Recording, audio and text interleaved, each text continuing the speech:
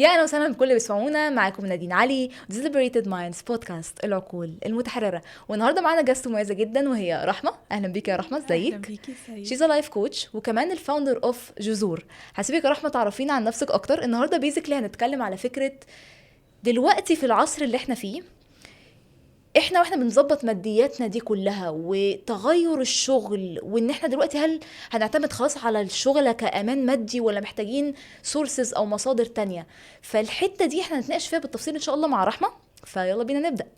قولي يا رحمة، عرفينا اكتر عن نفسك. اولا مبسوطه قوي ان انا معاكي. ده شرف ليا جميل. الله يخليكي. انا رحمه. يعني بصي، انا متعدده الحاجات اللي بعملها الصراحه. اوكي. بحس اني ما بعرفش احط نفسي تحت مسمى معين. اوكي. بس انا بحب ان انا يعني صانعه محتوى. ده اكتر لفظ بحبه. اوكي. بلس بقى ده انا مثلا عندي ايجنسي جذور ولايف كوتش. بقدم كورسز كمان في الماركتينج. وبعمل ايفنتس كده عشان الستات بالذات يكتشفوا نفسهم ويعرفوا حلو قوي. طريقهم وحاجات كده. بس يا ستي، جامد جدا.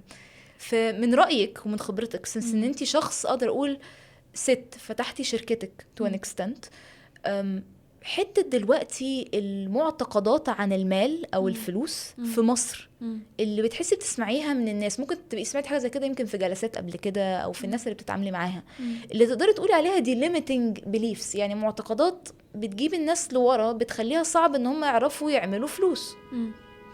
اوكي. طيب. بصي، فكرة الفلوس هي عطاء، والناس مش قادرة تفهم ده. بمعنى ايه؟ ان الفلوس زيها زي اي حاجة، انت محتاجة تدي علشان تاخدي. صح. انا بلاحظ بقى للأسف، وده في اجيال مختلفة. يعني مش هقولك مثلا ان جيلي او الجيل الاصغر شوية مستعجلين او كده، لا، انا بلاحظ قوي ان هي بقى فين بقى الفلوس بقى. صح، عموما صح جدا.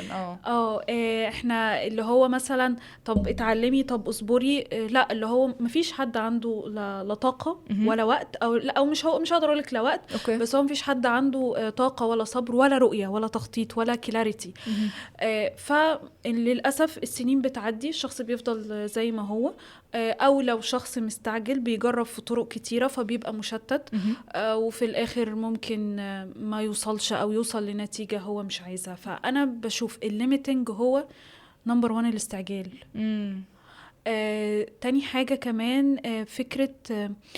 بصي، عارفة برضو أنا حاسة أن الزمن ده الناس أخدت على مفهوم الكسب السريع. الكسب السريع. أنا شايفة الناس كلها بتروح وبتيجي وفلوس وعربيات وسفر وبتاع. أنا عايزة زي الناس دي. طب هي الموضوع ما بيمشيش كده. الموضوع محتاج خطوات. الموضوع محتاج ان انت اول حاجة، علشان كده انا بلاقي رابط كبير قوي ما بين اللي انا بعمله والكوتشنج. انت محتاجة، او عشان شريحتي الصراحة هي الستات، انت محتاجة انك اولا تفهمي انت عايزة ايه. صح. سيبك بقى من انا عملت او خليت او دراستي او شهادتي او it's not worth it دلوقتي بصراحة. وعلى فكرة أنا بدأت ألاحظ بقى الأجيال اللي أصغر مني، خصوصا جنزي. أنا بحب جدا فيهم فكرة إن يلا نجرب. صح. إن هو سيبك بقى من الشهادة، يلا بقى نشوف بقى الدنيا فيها إيه. فبس يعني أنا أقدر أقول نمبر 1 هو الاستعجال. نمبر 2 إن الناس ما عندهاش وضوح. وعارفه برضو ما فيش استراتيجي في التخطيط. حلو ده. في الفكر. عجبتني قوي لما قلتي فكره بيسموها يا ربي الثراء السريع او الفاست سكسس، النجاح السريع. ان لما بشوف حاجه مثلا على السوشيال ميديا ابقى عايز زيها وفاكر انها بتتحقق في يوم وليله. تقدري تشرحي لي اكتر؟ طيب ايه الواقع؟ اوكي. ايه اللي محتاجين نشوفوه؟ بصي، انا الصراحه شايفه ان كل واحد على حسب البيس بتاعه في الحياه. اوكي. وانتي ممكن تفضلي 3 سنين بتحاولي، بس تيجي مثلا في شهر غيرك قعد 5 سنين بيحاول. ففكرة ان انا اكون عايزة الفلوس قبل، زي ما قلت لك، الفلوس هي في الاول في الاخر عطاء قبل مادي. فالموضوع مش هيمشي كده. فهماكي. وللاسف ده بقى ينطبق على اي حاجه، يعني ينطبق مثلا اما انت تروحي شغل وتبقي متخيله مثلا على قد فلوسهم بقى والكلام ده. بس كتير. خصوصا في الاول، يعني عارفه انا ممكن مع الكونسبت ده على فكره انا مش ضده، تمام. بس في الاول لا، انت لازم انت اللي تدي الاول. لازم تدي وتكوني منفتحه للانتقادات، تكوني منفتحه للتجربه. فانا الصراحه يعني دايما اما بكون حتى عايزه حد معايا في التيم، عارفه بقى الكلام بتاع الاتش ار انا واجهته بقى، اللي هو لا، هو في ناس كتير قوي ما عندهاش استعداد ان هي تبذل مجهود. صح. فانا موضوع الكسب السريع انتشر بقى مع فكره الكونتنت الكتير، اللي هو ازاي تعمل دولار ومش عارف ايه والكلام ده، which على فكره انا ساعات بعمله. انا مش هقولك ان هو توتالي غلط، لا، هو انا على فكره برضو ده كان طريقي، وان انا قدرت اعمل فريلانسنج ودولارز وكل الكلام ده، بس الموضوع ما كانش ماشي كده خالص. انا جربت في حاجات كتير، انا خدت ممكن يجي في فوق 50 كورس، اشتغلت كتير فور فري، اشتغلت كتير فولنتيرنج لناس علشان اساعدهم ان هم يقوموا شغلهم، علشان ده في الاول وفي الاخر ما الخبره دي بفلوس. فللاسف موضوع الكسب السريع ده والسوشيال ميديا والهوجه دي، عارفه خلت في ناس كتيره هشه، في ناس كتير عايزه تقف وتعلى من غير ما يبقى في اساس اصلا. صح قوي. طب انت بتقولي من خبرتك ان انت عديتي بفريلانسنج لحد بعد كده ليتر اون اظن فتحتي شركتك، صح؟ حلو. في البروسيس دي اللي مريتي بيه بعلاقته بالكسب السريع، هل الكسب السريع اثر فيكي في العمليه دي كلها؟ هل كان عندك شكوك؟ ولو كان عندك تغلبتي عليها ازاي؟ اوكي. بصي انا الحمد لله كان طول عمري عندي كونسبت كده، انا بشتغل عشان انبسط. حلو قوي. I love it. فما كنتش ابدا عمري ركز. يمكن في ناس يعني تكون ظروفها تانية بتشتغل عشان محتاجة فعلا الفلوس، بس يمكن انا كان طريقي في الدنيا كده. ده اللي خلاني على فكرة ابقى منفتحه للتجارب اكتر. فممكن مثلا اقولك ان انا اشتغلت في بروجكتس انا ما كنتش خالص حباها ولا عايزاها ولا اي حاجه، بس انا بنبسط. انا مش فارق لي فكره الفلوس والمقابل. انا عايزه اتعرف على ناس، انا عايزه اشوف جنسيات مختلفه، انا عايزه اعرف الناس بتفكر ازاي. فالحقيقه ما ده ما كانش ماي كونسبت خالص، موضوع الكسب السريع ده. حلو قوي.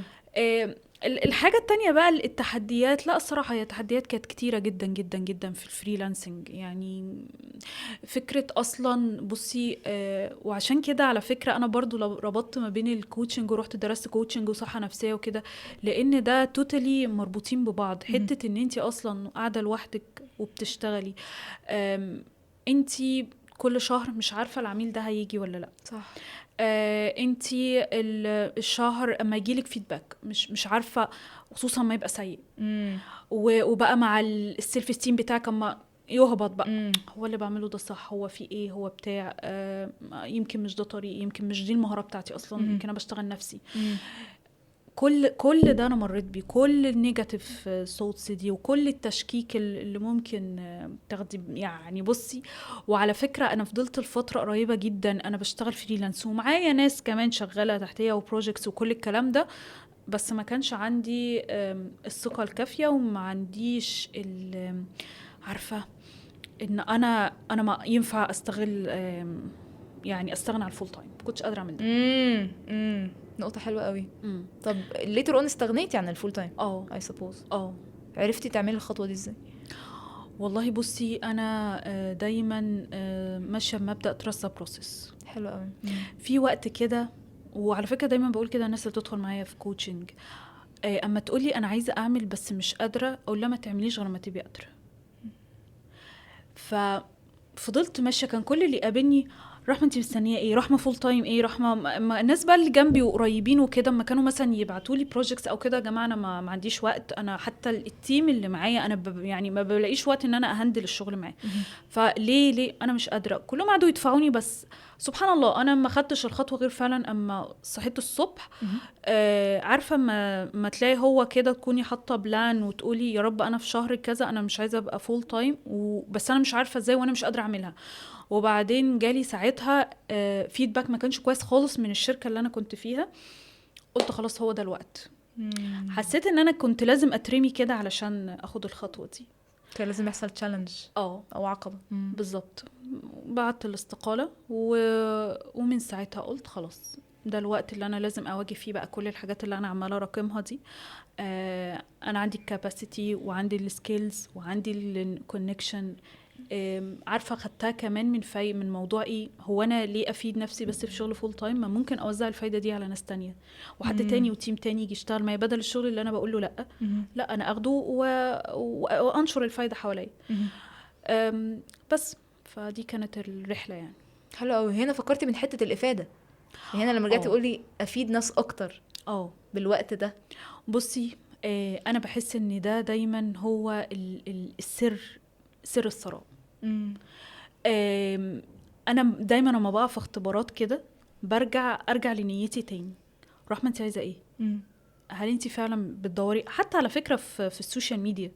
رحمة انت بتدوري على رقم؟ هل بتدوري على فيوز ولا بتدوري على فايده فعلا؟ طب هل الفايده دي انت حققتيها ولا طلعتي بهوك وفعلا الناس ما دخلت وما لقيتش اللي انت بتقوليه او ما خدتش الفايده او فكل ما كنتي يعني زرعتي بذرة صالحة كل ما البذرة دي يعني هتطرح وهتبقى الخير ليكي أولا واللي حواليكي. فهو ده فعلا الكونسبت اللي ببقى فعلا محتاجة الناس، حتى الناس اللي بتبقى معايا في التيم ببقى عايزة أنقله لها. هو مش فكرة شغل يا جماعة، هي فكرة يعني تبادل نفع، وانتي بتاخدي النفع المادي او الريكوجنيشن او وانا باخد النفع ده. بس يعني الناس بقى اللي بتكون داخله الشغل على اساس ان احنا ايه اي شغلانه وخلاص او مش عارف ايه، هتلاقي غالبيه الناس دي بتفضل محلك سر في حياتها.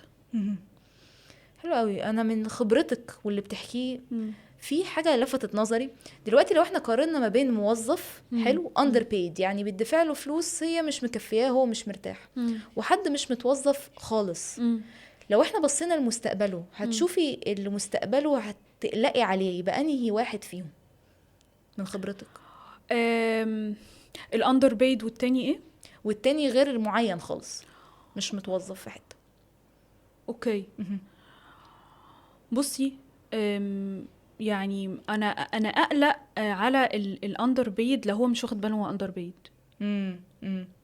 بس انا لو واخده بالي يعني عادي كلنا مرينا بالمرحله دي ان انا اكون واعيه بده. يعني انا دلوقتي باخد مرتب اقل من المفروض اخده بس انا واعيه بده وانا فاهمه كويس قوي حدودي في المكان ده وامتى هقرر ان انا مش هبقى موجوده.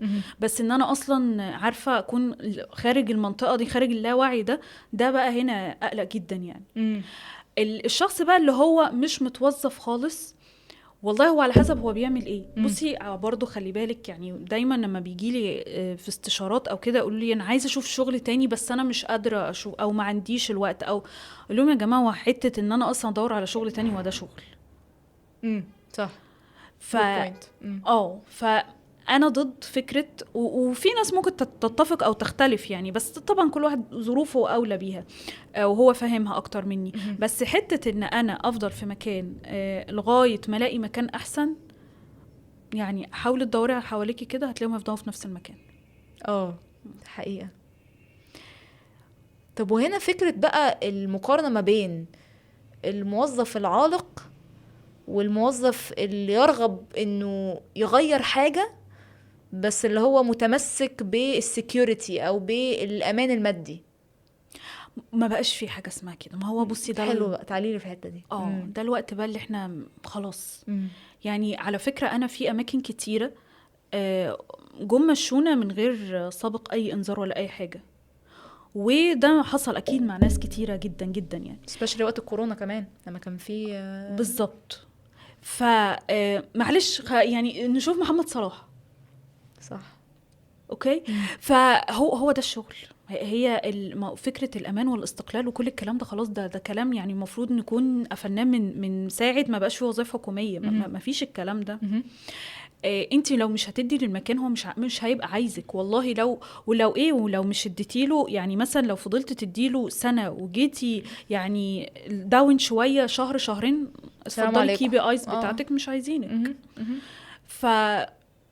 بصي هو الموضوع ده ممكن يكون ضاغط للأسف، خصوصا كمان ممكن الجيل بتاعي اللي هو عارفة دخل في حاجات كتيرة كده ورا بعضيها وحصل ثورة بسرعة جدا، والناس اللي دلوقتي في الثلاثينات والاربعينات عشان يواجهوا حتة الاي اي ومش عارف ايه كل القصص دي بس ما نبصلهاش ان هي كده، احنا نبصلها ان هي برضو opportunity at some point يعني. في الأول وفي الآخر احنا لازم نلغي فكرة الاستقرار الوظيفي ده، والما ما بقاش موجود أصلا. والحاجة التانية إن عارفة دايما أكون في حالة من البحث والسعي. I love this. حلو قوي. والتطوير يعني أكيد. لازم يكون في جزء من الوقت بتاعك، سواء بقى انت عايز تقولها وقت، عايز تقولها فلوس. لو الفلوس يعني عندك فيها إمكانية انك تخصص جزء منها ان انا لتطوير نفسي، you have to. ما بقتش رفاهية. فكرة ان انا مثلا اشوف كوتش معايا ان هو يشوف لي طرق وفرص جديدة في حياتي، you have to. ان انتي تبدأي تكتشفي التولز، الاكسبيرينس، التكنولوجي، you have to. عارفة حتى كمان انا يعني دايما برضو بقول فكرة ان عشان اكتسب experience، الناس فاكرة ان انا لازم اروح شغل تاني او اسافر او لا. على فكرة انت ممكن تروحي تاخدي experience جديدة، ان انت تغيري الكافيه اللي انت بتنزلي فيه. عارفة انت لو بدأتي بس بالكونسبت ده ان انت تخرجي بره الكومفورت زون، انت شوية بشوية عقلك هيبدأ ياخد على فكرة ان هو احنا بنجرب واحنا كويسين، ما حصلش حاجة لما جربت. بالظبط. فلا يعني طبعا فيش استقرار وظيفي. وزي ما احنا اتكلمنا قبل كده وقلتي لي ان ده السوق قائم على فكرة المهارة. يعني انا اعرف ناس كتيرة قوي عارفة ممكن يكونوا اصلا ما خلصوش الجامعة. ايوه وبدأوا صغيرين واللي هو اتس اوكي، احنا لقينا طريقنا وبتاع، وانا اصلا الكليه دي ما بقتش مفيده في تخصصي، مش هكمل. ويعني دي شجاعه صراحه احسدهم عليها. فاللي عنده مهاره هو اللي هيكمل، اللي عندوش للاسف اللي معتمد على الشهاده او كده للاسف ده اللي وضعه ممكن يبقى في خطر الفتره الجايه. فانت كده بتقولي لي ان دلوقتي الامان المادي اللي كان مبني على الاجيال السابقه خلاص ما بقاش موجود. وان فكره ان انا اهم حاجه اقعد اجمع في شهادات والكلام ده كله خلاص مات اتنسى. لو احنا دلوقتي هنبص للمستقبل، في ايه اهم، اتكلمنا عن المهاره طبعا، في ايه اهم المهارات اللي محتاجين الشباب ينموها عشان اقدر اتواكب مع الايرا الجديده في الشغل؟ بصي، هو طبعا يعني هيكون مش كلامي بس، هو الاي اي. الاي اي حاجه يعني خرافيه، واحنا على فكره مهما تخيلنا ان هو ممكن يتدخل ازاي، لا مش ممكن. يعني عقلك يسرح ولسه طبعا.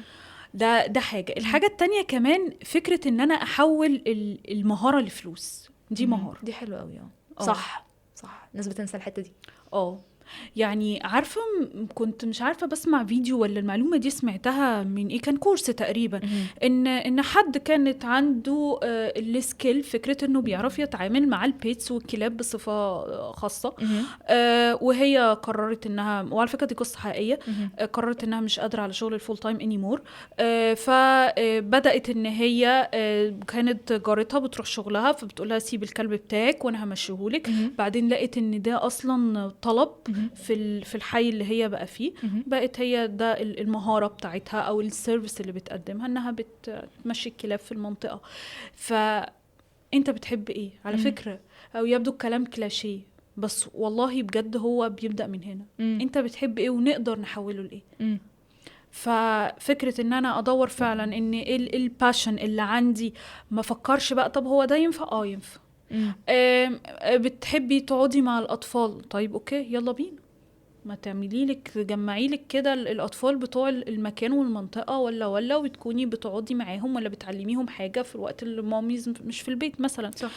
إن أنا مش عارفة بحب السفر، طيب يلا ساعدي حد إن هو يسافر، خططي له، مش عارفة اعملي له بلان. الاي اي وشات جي بي تي وكل التولز دي، انت يعني بس شويه بيرن ستورمنج بالمهاره، مش هقول لك المهاره، الحاجه اللي انت شايفه ان انت بتحبيها، وتكتسبي مهاره ازاي احول ده لنيد عند الناس اللي بتدور عليه وابيعه النقطه دي.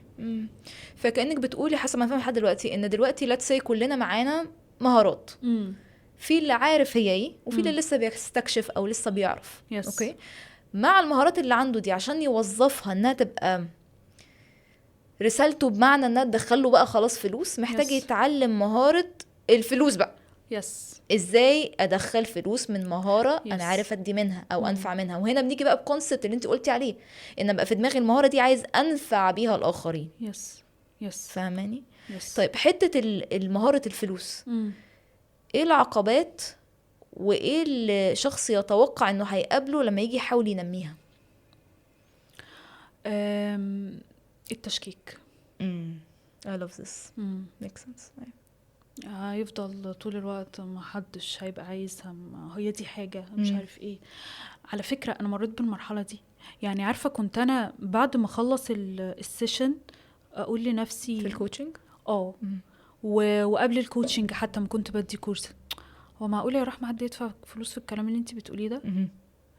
ففي ناس بتفضل استاك هناك. وخلي بالك هو اي حد هيمر بده، لان احنا بنعمل شيفت، احنا بنقول لعقلنا بقى يلا بينا بقى ناخدنا بقى سيريسلي كده ونتعامل بقى مع افكارنا دي بشكل ان ده لا ده يطلع لنا فلوس. هو هيطلع لك فلوس؟ ده اول حاجة انت بجد مصدقة؟ فانا بس لو عديت ده انا كده قطعت نص الطريق. حلو قوي. ودي على فكرة بسميها انها شياطين، يعني هي ملهاش مسمى تاني، هي الشياطين الداخلية دي. هي دي البداية اللي أنا لازم أتغلب عليها وأتعامل معها. الحاجة التانية بقى فكرة إن أنا أكون مش واثقة، فعشان كده مش هستثمر في الموضوع. فأنا شاكك فثقتي ضعفت، فالبوتنشل أو الأكشن أو الفعل اللي باخده بقى ضعيف. قصدك؟ ومش بس كده، كمان بتخليني مثلا اللي هو لو في طريقة ان انا مثلا ايه ادفع فلوس في اعلانات، ما هي مش هتنجح، فهبقى خايف ادفع. ما عنديش مش عايزه اخد ريسك، او مش هنسميها ريسك، وانا مش عايزه اخد الاكشن وكده لا اصلا انا مش فاهم، اصلا انا مش عارف، ما هو دي ممكن فلوس تروح على الارض وكل الكلام ده. فانا دايما اصلا بقول للناس لو انتي عندك بيزنس او عندك فكره او عندك سيرفيس واتيفر ومش عايزه تصرفي عليها، سوري، يبقى انتي مش واثقه فيك نفسك ولا فيها. صح. انتي ادام عندك الانتنشن ده اللي انا عايزه اعمل حاجه، وحطيتي خلاص ان هو انا اكتشفت ان مثلا انا بحب كتاب الرسم واتيفر، جو اهيد. بس بقى خلاص نحط نقطه وخلاص، ما تسمعيش لاي حاجه، امشي فيها. وانتي في الطريق هتكتشفي مثلا ده انا عايزه كورس، روح خدي كورس. انا عايزه حد يكوتش مي، روحي خدي كوتش يو. حته ان انا استثمر في الحاجه بعد ما اخد ده برضو تاني عقبه ممكن تواجهيها، انك هتلاقي برضو نفسك عايزه ترجعي كده، مش عايزه تصرفي عشان خايفه. وثالث حاجه عارفه ان انتي تتوقعي السبورت من الناس، خصوصا اللي حواليكي، وبالذات في الاول.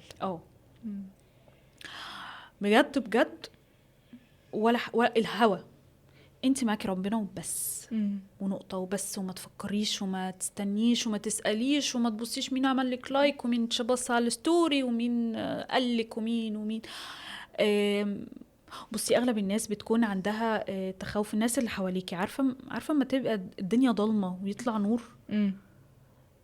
الاغلب هنكون عايزين نطفيه عشان ما نبصش نشوف ايه ده احنا فينا حاجات كمان المفروض، وايه ده كان ممكن نعمل زي هذا الاستاذ، ولكن احنا سكتنا الصوت الداخلي ده وطنشناه، او بالظبط شتتنا نفسنا وما عملناش ده. فهيبدا ده يزقنا من الكومفورت زون، واحنا مش عايزين كده، فبنفضل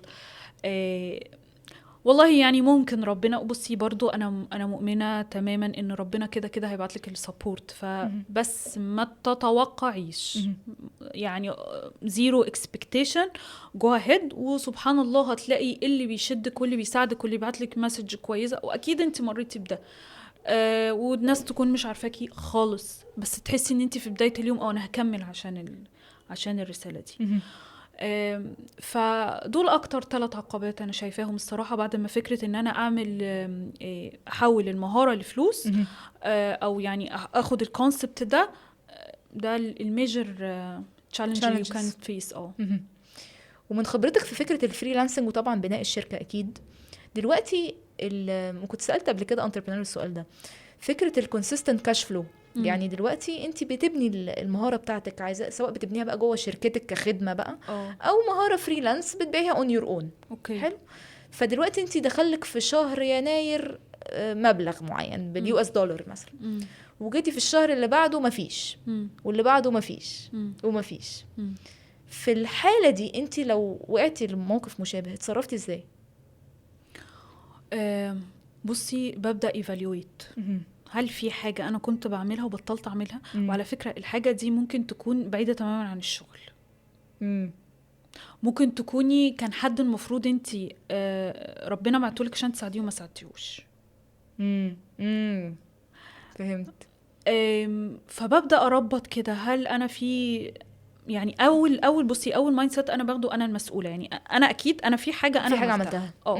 ممكن تكون بقى حاجة في الشغل، يا إما السيستم نفسه ما كانش مظبوط، يا إما ما بذلتش المجهود الكافي، يا إما أنا حاجة عملتها زي ما بقولك بره أصلا وتيرة الشغل دي.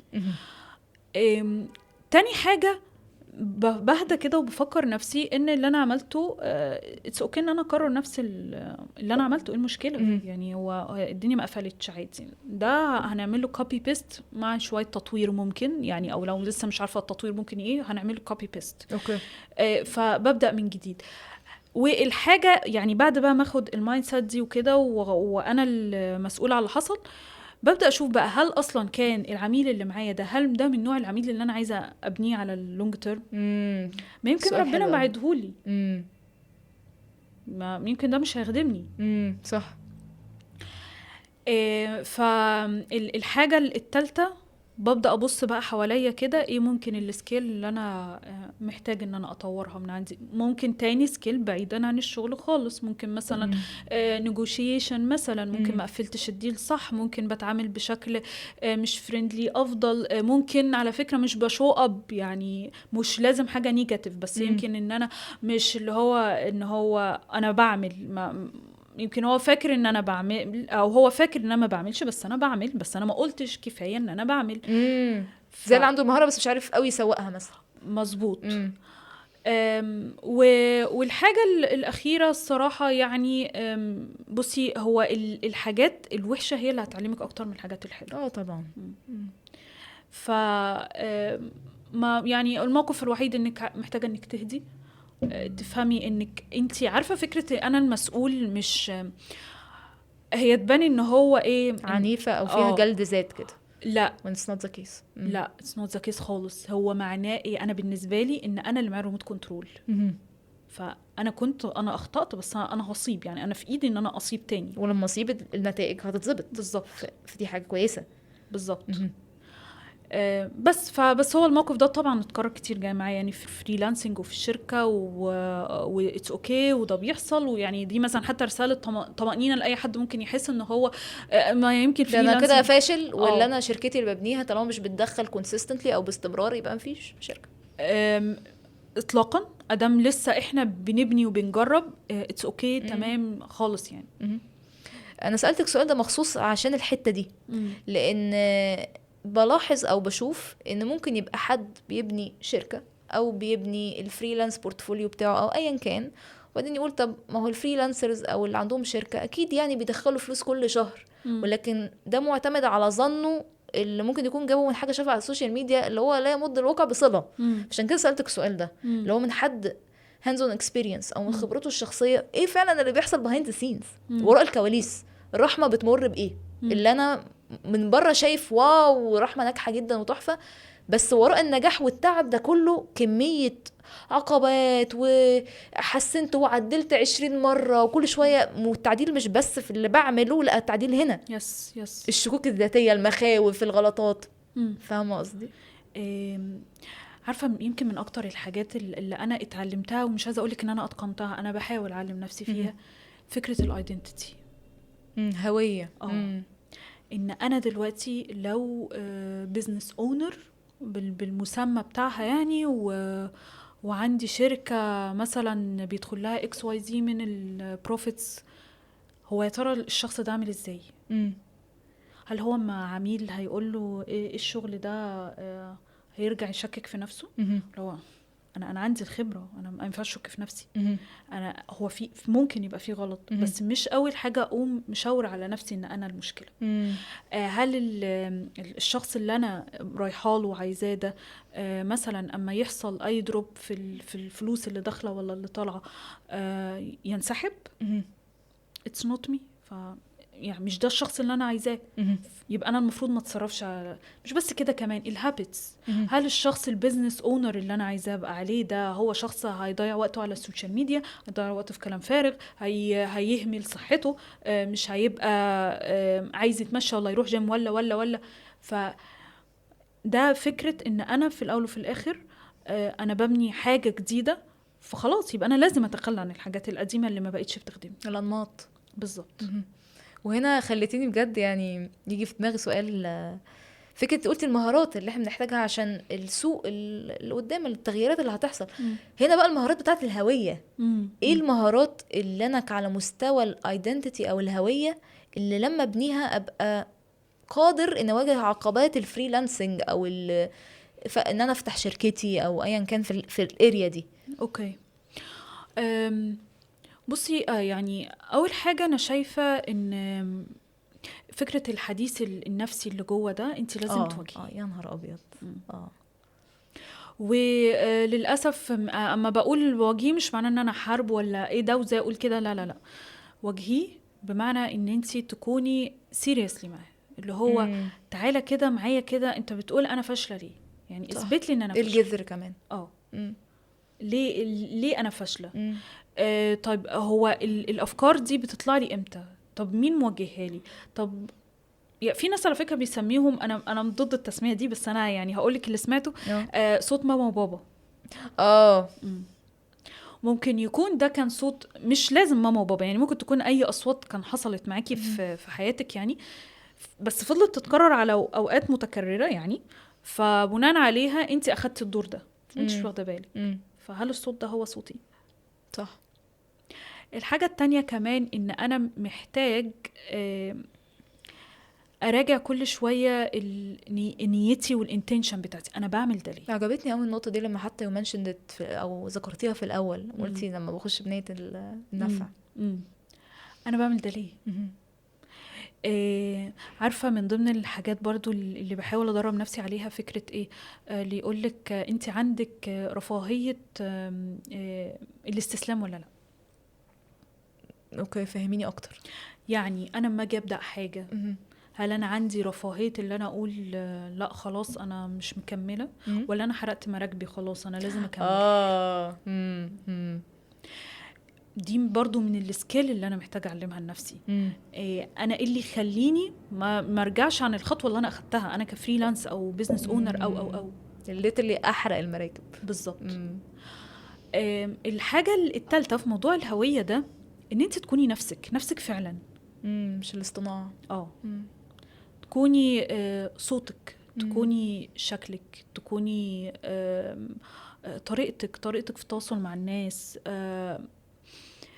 كل ده لازم أكون حطاه كويس جدا جدا قبل ما أبدأ أي فريلانسنج أو أبدأ الشركة، لأن أصل بصي هو الفريلانس هو برضو your own project، أنت البروجكت، بل صح. بالعكس ده أنت يعني لو حاجة مست شكلك يمس شغلك، يمكن صح. مثلا الشركة الوضع تاني، الشركة كيان أكبر من فكرة المؤسس بس يعني خصوصا مثلا لو أنت مش هتعمل بيرسونال براند أو مش هتظهر يعني فإتس أوكي الشركة دي ممكن مثلا عملت لي حاجة مش مظبوط، بس أنت لو فريلانس أنت بتضرب سمعتك أنت دايركتلي.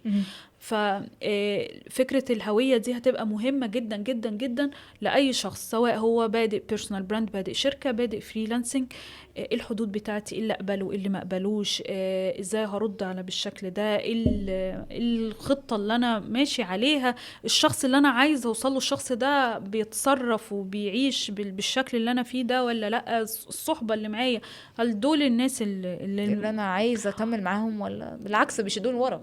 بالظبط. بس فهو هو الصراحة يعني الشغل الفريلانسنج يعني عايز شجاعة. ممكن في ناس كتيرة تكون which is good، يعني أنا مش ده عادي جدا صح. بس أنا قصدي هل أنت عندك الشجاعة أنك تواجه كل ده ولا لأ؟ لأنها حرب نفسية أكتر ما تبقى حرب في أي حتة تانية. بالظبط مم. بالظبط. واكتر حاجه على فكره هتعرفك عن نفسك هو فكره الشغل لما بتواجهي كده مع نفسك في الفريلانس او انك بتبني حاجه، صح. هتبداي تكتشفي ايه ده ده انا لسه في حاجه ما عالجتهاش، ايه ده انا كنت فاكره ان انا اتعافيت وبقيت زي الفل وفي الاخر ده انت فاهم. وده خليتيني والله السيستم اللي اتعمل ما اعرفش الموضوع بدأ من امتى، بس ان انت تخش المدرسه وبعدين الجامعه وبعدين تتخرج، كل ده بيجهزك انك تبقى موظف. مش ده معناه ان حاجه وحشه انك تبقى موظف، انا مش اجنست ان تبقى موظف. وبعدين انت بتنسى بقى، ما انت بتتسحل موظف مثلا في شركه معينه بتتسحل في شغلك بتنسى بقى الحاجات الاساسيه. ممكن تبقى موظف على فكره وما بتنساش، بس اللي بلاحظه ان المعظم للاسف من خبرتي بينسى انه يرجع ليه، صح انا مين، انا عايز ايه، فيتسحل في السيستم ده. صح خلاص اه يلاقي السنين عدت وانا ما عملتش حاجه، وانا مين اصلا، وانا بعمل ايه هنا في الارض، ايه، فاهمه قصدي؟ فاللي هو يجي يتصدم. طب هو لو كان في بس ريفلكشن، حتى لو كانت مؤلمه اني اقعد مع نفسي متضايق اني قاعد مع نفسي شويه، معلش صح. يعني ده هيديك مفاتيح. يمكن عشان كده زمان، وده ظن من عندي الله اعلم، ما كانش فيه فكره سيستم الشغل تخش المدرسه وبعدين الجامعه وبعدين تتجهز تبقى موظف. it was more او اكتر ان انا بكتشف مهاره وبعدين ببيعها وبعدين بقيدها. صح. طب ما ده كان skill. الاصل من زمان، واحنا بنرجع للاصل تاني دلوقتي. طب فاهمه قصدي؟ صح صح فعلا. يمكن عشان كده على فكره انا متفائله، يعني انا حاسه ان احنا الوضع ماشيين صح، فاهمه؟ لانه هو فعلا مش ده المفروض اللي يحصل. عارفه كمان من الحاجات اللي اخدت بالي منها في موضوع السيستم والمدرسه وكده، أيوة. يقولك ايه ان الكلام ده كان بيتقال لي كمان. حته الماده مثلا اللي انت مش احسن حاجه فيها دي اللي تركزي عليها، كارثه. ده شوك، ده انت ضربت يعني. بالظبط. يا نهار ابيض. ليه العكس؟ طب اللي انا كويس فيها اكمل فيها، ابقى مبهر فيها. بالظبط، يعني سمكه بتعوم في الميه ما تروحش تعلقها على الشجره ولا ايا كان، يعني فاهمه قصدي؟ فنركن بقى يعني انا عارفه كنت من الناس اللي بتحب قوي اللغه العربيه والتعبير ومش عارفه، ما شاء الله. وكنت دايما بجيب درجات كويسه، كنت بسقط حاجه زفت يعني. يلا الحمد لله. وبعدين السيستم مشي اللي هو لا تمام انت كويسه، يلا بقى نروح على حاجه تانية. الحاجه التانية اللي هي كانت بالنسبه لي بقى اللغات، اللي مثلا كان الانجليش والفرنش وكده، وانا ما كنتش بحب الفرنش خالص خالص. افتكر ان هو نطق متفاهم. هو اللي نزلني نزله وحشه قوي في الثانويه العامه، اصلا انا جيل قديم برضو شويه. بعدين اما برجع بقى بفتكر بقى وبقعد كده. انا في الاول وفي الاخر انا كاتبه، يعني انا اصلا دارسه صحافه وبكتب وبحب الكتابه. صح. برجع افتكر ما هو ده اللي انا كنت بحبه، هو ده اللي هو ده الكور الاصل. ايوه الجذر. هو ده الفطره، هو ده الموهبه الفطريه اللي كنت المفروض اكمل عليها يعني. فصح يعني عندك حق فعلا. يعني هو في الاول وفي الاخر اصلا السيستم كان ماشي بيزد اون سكيل، بس ما تفهميش ايه اللي حصل، فكله بقى كده وكده والماده اكتسحت على بقيه الاركان الاساسيه اللي احنا جايين نعملها، فبالتالي ضعنا. صح.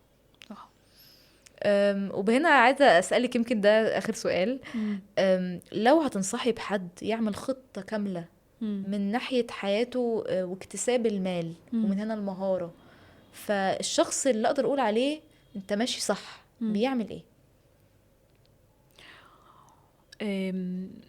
ما عندوش تاني. انا باكد على الموضوع ده كتير قوي قوي، لاني بجد هو ده اللي بشوفه كور كل حاجه. ما عندوش نيجاتيف سيلف توك. نقطه حلوه صراحه. انت انت عدو نفسك وممكن تدمرها، يا عدو وصديق يعني. بالظبط. الحاجه التانية بيعمل ريفلكشن. هو يعني فاهم ان كل حاجه بتحصل لسبب ما، مش ماشي كده، مش اللي هو مش ربنا عايز كده وقدر الله ما شاء. الكلام ده جميل. شكرا والله العظيم، شكرا. عشان الناس كلها بتلوم على ربنا. طب يا جماعه ليه؟ لما بص لنفسك قبل تلوم على ربنا، يا فكر ممكن تبقى عملت ايه مثلا ادى للنتيجه دي يعني. بالظبط. يعني لا، في ريفلكشن، في حاجه، في ما هو اصلا في حاجه، ما اكيد انا عملت حاجه، او مش شرط زي ما بقولك عملت حاجه فظيعه، يمكن تجربه، يمكن درس، يمكن ربنا عايز يعلمني حاجه. بس ان انا ماشيه بلا وعي بالشكل ده، ده بقى اللي انت فعلا زي ما انت كنتي بتقولي اخاف عليه. فانا لو حطت خطه لنفسي، اول حاجه يعني اصحى من النوم كده افتح عيني، اكون واخد يعني intention ان انا اي افكار سلبيه هتجادل معاها بهدوء واشوف الاصل والجذر بتاعها، وفي الاول في الاخر اطمن نفسي اللي هو كل شيء هيبقى حلو، كل شيء هيبقى جميل، وان انا ماشي بخطه، وان انا تمام وكله زي الفل. الحاجه التانية ان انا ابدا افهم انا فين، انا بعمل ايه، انا ايه اللي جابني هنا، انا ليه، هو ده حصل لي. ففكره الجورنال ده يعني فكره مستهونين بيها، بس لا والله بيفرق جدا. انا كنت لسه بجورنال قبل ما تيجي والله والله جات لي افكار كده حابه اكتبها واتناقش معاها وبتاع. مهم جدا، مهم جدا. يعني عارفه اما انا كنت بقع كده في دروبس ببقى مش فاهماها، بكوتش ماي سيلف. you can do it. مش عشان انا مثلا واخده بقى كوتش، لا، الموضوع ملوش اي علاقه خالص. بالظبط. شكرا انك قلتي ده. بالظبط. you can ان انت تمسكي الورقه ولا طب ده عمل ايه، طب ده لو حصل، طب لو ما حصلش، طب انا عايزه ايه اللي يحصل، بالزبط. طب ايه المعيار اللي يخليني ابقى مبسوط، طب لو ما بقتش مبسوطه كده وكده وكده وكده. بس عارفه في مقوله انا بحبها قوي، ممكن نختم بيها، مش فاكره هي علي بن ابي طالب ولا ايه، بس هو بيقول اني لا ما بيشيلش هم السؤال ربنا، بس مش بيشيل هم الاجابه، بس بيشيل هم السؤال. هو السؤال صح. الجذر اني لا احمل هم الاجابه ولكن احمل هم السؤال. فهو فعلا هو سؤال. فيعني انت بس محتاج، يعني اي حد ممكن يسمع الكلام ده وبيفكر ان هو يبدأ حاجة جديدة او يكون نسخة تانية او كده، ما عليكش غير حاجتين: تبطل تكلم نفسك بالشكل ده، عامل نفسك كأنك فعلا شخص بتحبه، حط نفسك كده كأنك صديق حد قاعد قدامك. بالظبط. والحاجة التانية ان انا اكون بوعي الريفلكشن على نفسي، ليه ده بيحصل وليه هعمل. والحاجة التالتة ان انا اكون يعني عارفة حاطة سمارت جول في حياتي، واضحة وبوقت دقيق، مش عامة كده. بالظبط. واركز على الانبوت مش الاوتبوت. يعني عارفه برضو لسه في فيديو شايفاه كان يعني هو الشخص ده كان حاطط هدف قرب الهدف اللي انا حاطاه، فهو يعني بيقول كان من ضمن الهدف، يعني بيقول ان هو كان عايز مش عارفه يوصل ل100,000 سبسكرايبرز على اليوتيوب او حاجه كده. وبعدين ما ده ما حصلش، وما حصلش فرق كبير يعني. بس هو ما جه يركز مع نفسه، هو انا كنت بعمل ايه، انا كنت حاطط انا ما كنتش مركز على الانبوت. طب هو انا عشان ده يحصل لي ان انا محتاج ان اكون في كوميتمنت، انزل فيديو بقى يوم ورا يوم ولا whatever. طب ده ما حصلش. صح. يبقى انا ركز على الانبوت وفي الخطه بتاعتي، ما اقولش ان انا ماشي اوكي الهدف جميل، بس فين بقى الانبوت بتاع الهدف. صح. ثانك سو ماتش يا رحمه النهارده. بجد المعلومات ثريه جدا، وبتمثل نقاط كتير من الشباب ممكن ما بياخدوش خطوه بسبب ما فيش اجوبه على الاسئله دي. فشكرا انك جاوبتي على الاسئله دي النهارده. شكرا يا حبيبتي، شكرا جدا، انبسطت جدا معاكي. وانا كمان يا جميل. احنا بكده وصلنا لنهايه الحلقه بتاعتنا، اتمنى كانت تكون مفيده ليكم. عشان تتابعوا كل جديد بينزل على اليوتيوب او سبوتيفاي او انغامي، متنسوش تعملوا لنا سبسكرايب. اشوفكم على خير الحلقه الجايه. باي باي.